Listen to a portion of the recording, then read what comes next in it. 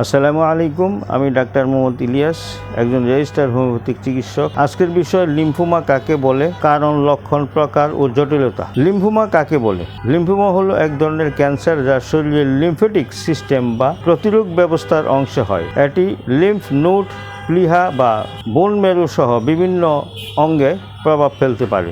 লিম্ফোমার প্রধান প্রকারভেদ। লিম্ফোমা সাধারণত দুই ধরনের: Hodgkin lymphoma, non Hodgkin lymphoma. লিম্ফোমার লক্ষণসমূহ: গাড়, বগল, কুচকি, ব্যথাহীন ঘাড়, দীর্ঘদিন জ্বর থাকা, রাতের বেলায় অতিরিক্ত ঘাম, অকারণে ওজন কমে যাওয়া, দুর্বলতা ও ক্লান্তি। কারা বেশি আক্রান্ত হয়? যাদের ইমিউনিটি সিস্টেম দুর্বল, বয়স্ক ব্যক্তি, কিছু ভাইরাস সংক্রমণ যেমন EBV থাকলে, পরিবারে ক্যান্সারের ইতিহাস থাকলে। লিম্ফোমার জটিলতাগুলি কী?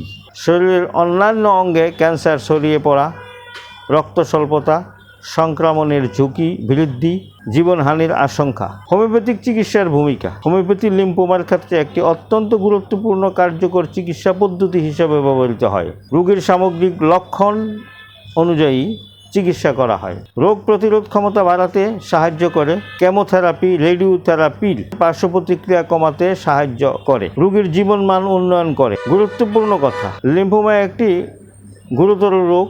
এটি নিরাময়ের জন্য অন্যান্য চিকিৎসার পাশাপাশি হোমিওপ্যাথিও সমন্বিতভাবে ব্যবহার করা যেতে পারে। শেষ কথা: শরীরে অস্বাভাবিক গাঁট বা দীর্ঘদিনের জ্বরকে অবহেলা করবেন না। আসসালামু আলাইকুম।